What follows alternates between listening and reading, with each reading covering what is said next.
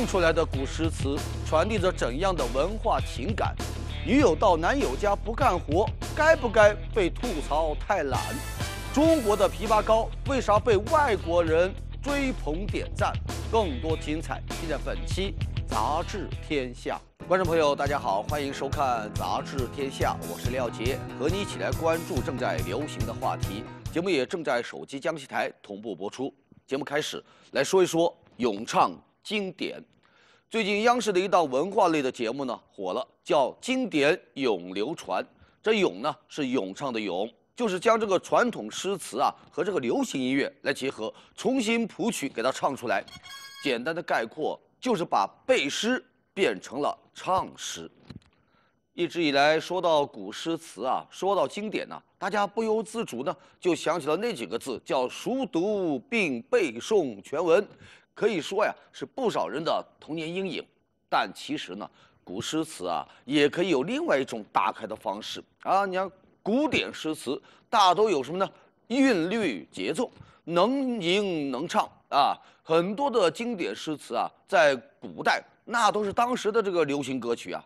现在给古诗重新谱曲，像唱歌那样给它唱出来，其实呢就是回归了诗词的本性，就是诗以言志，歌以咏情。比方说清朝诗人袁枚啊，一首叫《台》的小诗，我给大家念一下，叫白日不到处，青春恰自来。苔花如米小，也学牡丹开。这苔藓呐，毫不起眼，生长在阴暗潮湿的地方，但呢，依旧坚强的开花啊。这首诗呢，被贵州山区支教老师梁俊和山里的孩子们呢演唱之后，一夜之间就火了。诗歌的意境，朴实无华的歌声，让不少人泪目。白日不到处，青春恰自来。苔花如米小，也学牡丹开。白日不到处，青春恰自来。苔花如米小，也学牡丹开。怎么样？朗朗上口的旋律，是不是听一遍就能哼了呀？更重要的是啊，人们从歌里听出了励志，听到了感动。山区的孩子就像是潮湿角落里那些个苔藓啊，不那么引人注意，但他们呢也希望像苔藓那样开花。而给山区孩子当支教老师的梁老师，就是阳光和水，守护着这些苔花们。梁老师说呀，想通过这首诗告诉孩子啊，不要小看自己，大山的孩子们也一样能绽放。你看啊，300多年前的一首诗，在现代依旧可以引发人们的共鸣。除了苔，感动观众的经典诗词还有很多，马致远《秋思》，断肠人在天涯的乡愁，苏轼《定风波》，也无风雨也无情的豁达，秦观鹊桥仙，又岂在朝朝暮暮的爱情，以及潜伏明日歌中明日复明日的拖延。这些几百年上千年前的诗，都成了慰藉现代人心灵的一剂剂良药。你看啊，时代在变，潮流在变，但是古典诗词所表达的文化情感却可以穿越时空。不少人看完这个节目啊，就一个感受：关于诗词，我们还了解的太少。咱们都说呀，精美的石头会唱歌，其实啊，精美的诗词更会唱歌。从《诗经》《楚辞》《汉乐府》到唐诗宋词、元曲、明清小诗，总有一首温暖你。套用那句话，一枝一叶总关情。到了这呀，那就是一诗一词总关情。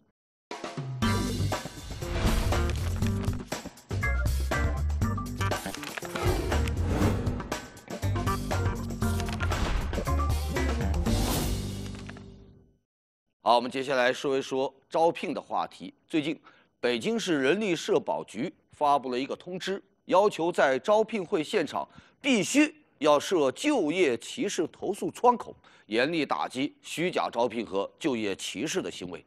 这么一个规定啊，就引起了人们的讨论。说起来哈，就业歧视那已经是老生常谈的话题了，什么只招男的呀，什么不要外地的呀，还有什么生肖属羊免谈等等，类似这样的这个就业歧视啊，那是屡屡的见诸报端，让求职者呢很受伤。现在，在这个招聘会的现场要设这么一个就业歧视投诉窗口，就是要正视这么一个问题，给求职者来撑腰。一方面，你就业歧视具有偶发性、短期性、现场性这么3个特点，过后呢，往往很难认定和处理。现在好了，有了这么一个投诉的窗口，求职者只要在应聘的时候遭遇到这些个就业歧视呢，你现场就可以投诉，这就大大缩减了维权的时间。此外呢，有了这么一个投诉的窗口，也直接对这个招聘企业形成一个心理上的震慑。因为怕被投诉，也就不敢在就业歧视上动那些个歪脑筋了。不过，好的规定当然还需要好的执行。投诉窗口有了，那如何执行呢？就还需要更细化。你比如在就业严峻的这个当下，应聘者是否敢去投诉呢？投诉之后会不会影响到他们以后的求职呢？还有对于那些有歧视行为的招聘单位，你又有哪些具体的惩治的措施呢？只有将这些个问题都给解决了，就业歧视的投诉窗口那才能发挥它的作用。要我说消除就业歧视，只有投诉窗口尽职了，咱应聘者才能更好的求职。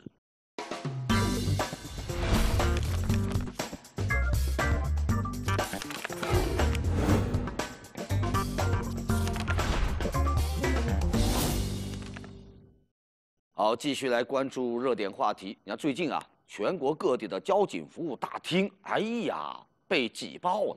很多车主是扎堆来到这办业务，为了能拿到一个号，有的人凌晨就开始在门外排队。交警大队平常一天也就100多人，可是最近呢，每天要发出1000多个号，火爆程度那是堪比春运。这是什么原因呢？说这都是由一则交通新规引起的。最近这几天，一条驾照消分新规在网上疯传，其中有一段话，那是吓到了不少的老司机。说从3月1号起，也就从今天开始如果通过便民渠道来处理非本人车辆的交通违章，就需要提前到相关部门去面签绑定，绑定成功之后，那才可以处理。这段话呢，就被理解成什么呢？以后你替别人消分，需要先去办理一个面签，否则就消不了分。哎呦，一听到这消息，很多的车主就慌了神了，就赶在3月1号之前排队扎堆处理这个违章。随后，交警部门就赶紧出来辟谣说大家对这个新规存在一些个误读非车主未绑定不能消分这个说法根本就不存在新规呢，它只是针对于这个自助渠道比如手机 APP 自助机或者是网站。如果通过这些个方式帮别人来处理这个交通违法呢，就需要先在网上绑定，或者呢到服务窗口来面签。咱举个例子张三开着李四的车，他违停了，要罚款，要扣分。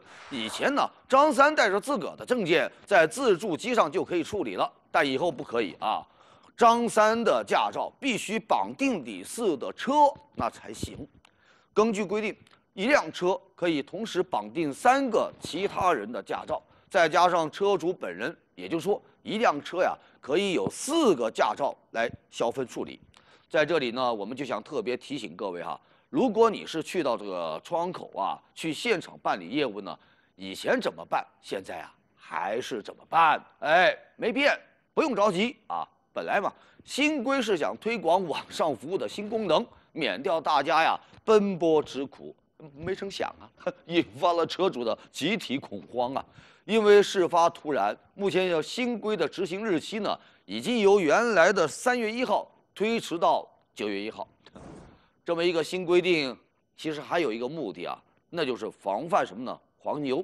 你看，黄牛代消分，这是传说已久的说都已经形成了一条这个产业链，你只要交钱，消多少分他都能办，还不用排队黄牛打几个电话，他就能搞定，你交钱吧。有人把违法当生意，不但扰乱了正常的交通秩序啊，也使得法律的严肃性打了折扣。这一次的这个新规啊，就是想通过人车的绑定来打击买分卖分的行为。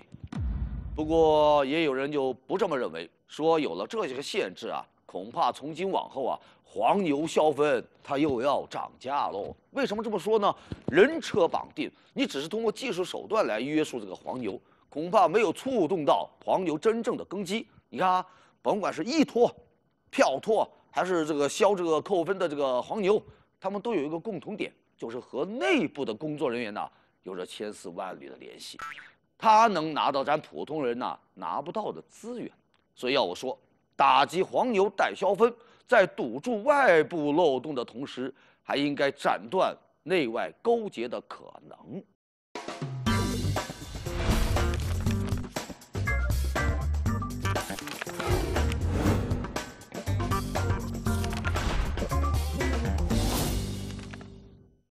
我们继续来关注热点话题。前不久，一则新闻让大家讨论得很热烈啊。说有一小伙子带着女友回农村老家过年，刚到家的时候亲戚朋友都夸这女朋友漂亮有气质。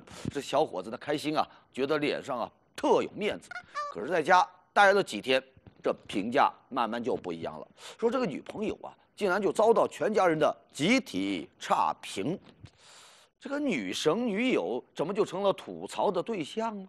小伙子就说了过年的时候家里上上下下忙忙碌碌的，可是他倒好，天天睡懒觉，等睡醒再化完妆，都到了10多点了，跟别人的时间不同拍另外呢，他从来没进过厨房，每天就是坐等吃饭，什么事都不干，一个人洗漱，还把所有的热水都用光了。这些个表现呢，就让家里人有些个意见，觉得这姑娘太懒不过人家姑娘也有解释说天冷水凉菜难吃，自个呢只是适应不了那里的环境。在自个家呢都是睡到12点，为了表现得积极一点呢，睡到9点多就已经起床了。我有错吗？你看，双方各有各的委屈，闹得是不太愉快。这么一件事就引发了热议有人就觉得这一家人恐怕也有点过分人家大姑娘第一次到你们家来，怎么着也是个客人，怎么能要求这个客人干那么多活呢？还有人就批评这小伙子你要求姑娘要长得漂亮，又要求姑娘能干活，这是既要红颜粉妆，又要素手调羹汤，哪有这么好的事呢？再者说了，不化个妆，邻居怎么夸她好看呢？不夸她好看，你怎么又有面子了？有人就觉得这姑娘也太我行我素了。按理说，女方第一次见男方的家长都要礼貌一点，要学得勤快一点。毕竟嘛，你见长辈都要留个好印象，帮忙摘个菜洗个碗擦擦桌子那都是顺手的小事尊重那是相互的。你去别人家当客，那也不能当这个甩手掌柜反正这双方是公说公有理，婆说婆有理。不少过来人就来分享他们的经验，说第一次去男方家争着做一些家务呢，很有必要。对方父母往往会说：“不用你来，你坐着就行。”这话千万别当真如果你真就坐在那一动不动，可能就落了一个好吃懒做的罪名。一定要礼貌的抢着干活，哪怕是拿个扫把挥2下，评价也会好很多。还有人补充说做家务也有讲究，最好呢做一点辅助性的家务，切忌大包大揽，否则呢人家会说你太强势了。你看看，登门见个面，还有这么多的门道，也真是够累心不过呢，在我看来，跟对方家人见面的目的，不是要表现得多么的完美，也不是非得要留下一个多么好的印象，而是呢，通过双方的互动，看清楚这家人有什么样的家庭环境，和自个的价值观是不是一样，能不能接受他们成为你的家人。剩下的就是做好你自己。就像这一对互相指责的情侣，没什么谁对谁错，只有合适或者是不合适。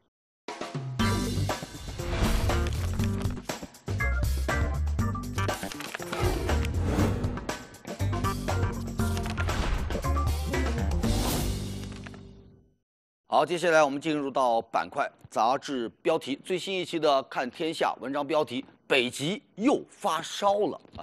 前不久啊，北极啊把咱科学家给吓坏了啊！有数据监测到啊，说上周北极出现了史上最高温，达到了2°C，这比正常气温是高出了30多度啊！北极熊都热出汗喽。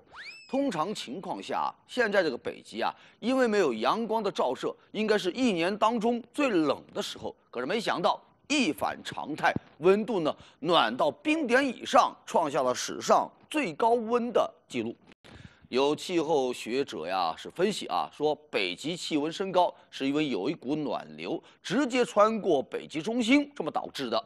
之前有报告显示，从1980年以来，暖流入侵北极的现象越来越频繁，时间不断的变长，强度不断的增加，北极气温不断升高，冰层厚度呢逐渐降低。你看，今年1月份，北极冰层的厚度创下了有记录以来的最低值，海冰正在融化，正在变薄。这强风这么一吹呀，海冰就变成了小碎片啊！这冰下的热量就从海洋释放到了大气层，再次的加速了北极的升温。北极正在度过一个又一个发烧的冬天，大家最关心的当然是北极升温对我们有什么影响。咱先说一个往年的例子哈，2015年底，北极气温上升到了0度啊，后来呢就引发了16年年初的超级寒潮事件，全国多地气温创下了历史最低，广州那更是降到了几10年来的第一场雪。气象专家就说了，北极啊，它是冷空气的起源地，它的气温变化必定呢影响到某些地区，只不过具体是哪不好说啊，有可能是咱们这，也有可能是北美或者是欧洲，这还真是北极一发热，就有地方要害冷了。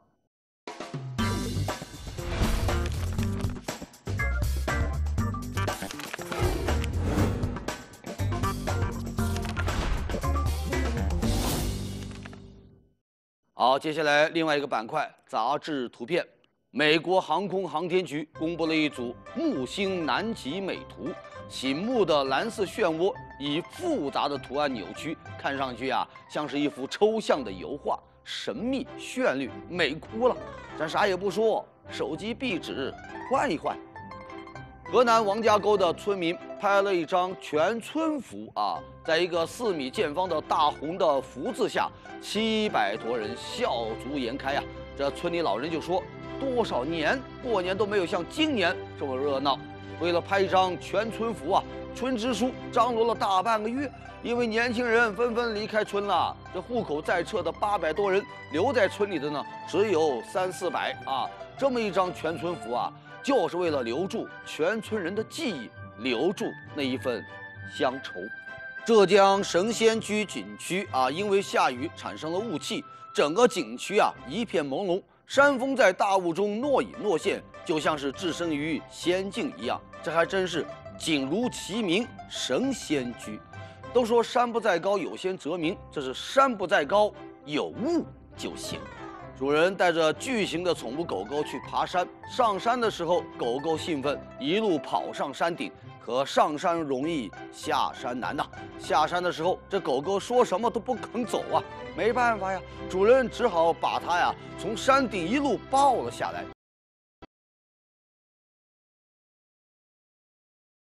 生无可恋，狗年遛狗够累了。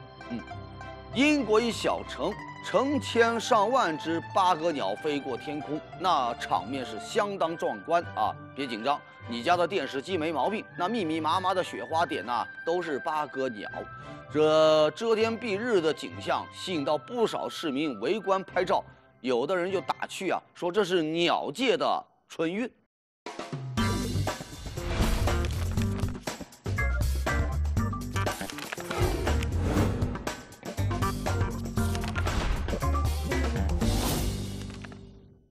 好，接下来进入板块杂志封面，《3联生活周刊》封面话题：我们如何获得真知识？这2年呢，知识付费成了最热的一个风口，各种付费课程是五花八门啊。从怎么做这个 PPT 到如何实现财富自由，从如何瘦腿到如何欣赏古典音乐，从母婴知识到养生知识，从北大经济学课到清华管理学课。这开课的人啊，一般都承诺啊，要让付费订阅的呢与全球精英大脑来同步，像时代领航者一样去思考，拥有一个自己说了算的人生。那么知识付费真的有这么神奇吗？啊，咱就不妨啊做一个对比，说几年前啊，网络公开课很火，它有一个很诗意的中文名啊，叫慕课。这当时形成了一场全球性的学习的热潮，来自哈佛、斯坦福、麻省理工的知名的教授纷纷开了网上的课程，有10多万的学生啊在那收看。不过呢，短短2、3年，这些个名噪一时的这个网上公开课呀，却纷纷偃旗息鼓了。那为什么会这样呢？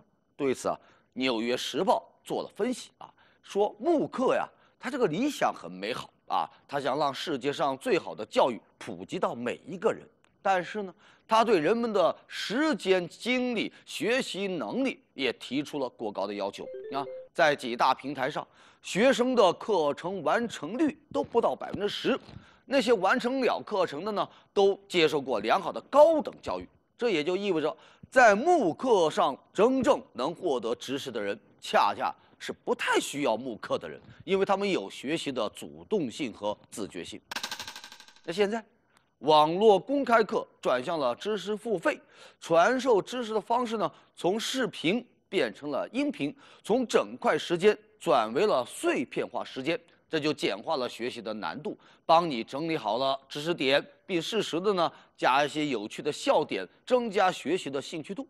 有人就说了啊，知识付费啊，就是把一些精深的东西啊翻译得更浅显一点，让普通大众都能够很容易的理解它。那知识变成了一种服务，你必须为此付费。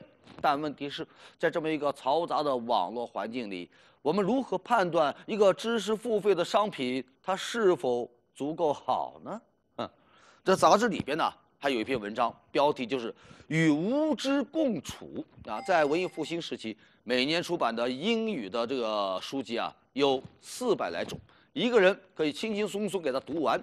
可是到了现在，全世界每年新增加50多万种图书，不要说互联网上那些个海量的信息了。因此，有学者就说了，人类进入到了一个全新的历史阶段，那就是无知啊。如果我们想要无所不知啊，很快啊，你就会被新知识给淹没。有人就反思啊，为什么咱们突然对知识有了如此强烈的热情？我们对知识的焦虑是真实的，还是被制造出来的呢？我们寻求的是知识本身，还是一种虚幻的体验呢？正如《无知的力量》这本书说的啊，在这个时代啊，最重要的不是你的智商有多高，你的意志力有多强，自信心有多旺盛，而是什么呢？而是你如何面对一无所知的事物。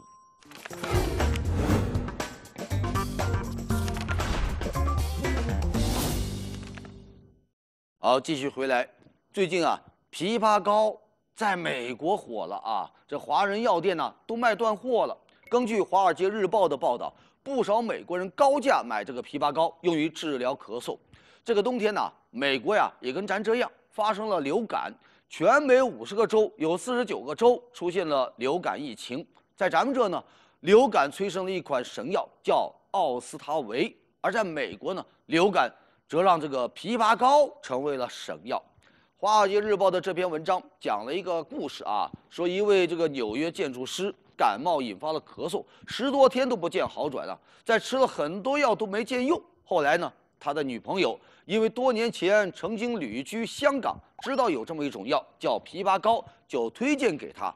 没想到居然有了神效啊！15分钟之后啊，他的咳嗽就缓解了。于是他打电话给那些得了这个流感的朋友啊，来推荐这一款神奇的东方药水。随后啊，在大家的口耳相传下，枇杷膏一时间就风靡美国。在《华尔街日报》这篇报道的评论区啊，美国网友纷纷点赞，用过了都说好啊。有的说呀，不仅疗效好，关键呢，这药啊很美味啊。还有的说好是好，但也有一个缺点，太贵了呀，一瓶要30美元，30美元折合咱人民币，哎呦190多呀啊！一瓶枇杷膏卖的这么贵，难道咱以前喝的都是假的枇杷膏啊？这还不算高的呢，因为太走俏了。部分商家甚至敢标价70美元啊，约合人民币450多啊。虽然价格这么高，但面对神秘的东方力量，受到流感侵袭的美国人啊，那是果断的买啊。这还并不是中药第一次受到美国人的追捧。你看去年夏天，清凉油啊、痔疮膏啊，在美国也是火了一把。有数据显示，2016年，美国人消费了90亿美元的中草药。当然了，对于这个枇杷膏在美国的热卖，有专家就表示，咱也没必要过分去解读，这更多的呀，恐怕还是一种文化差异啊。这个枇杷膏啊，在咱们这呢，属于非处方药品，应该在药师指导下谨慎服用。《华尔街日报》的报道中也提到啊，说美国食药管理部门就建议啊，感冒不要盲目的服用这个枇杷膏，对付流感最好的办法呀，还是打疫苗。枇杷膏能够降火清凉，所以呢，枇杷膏在美国热卖，咱不必太过于激动。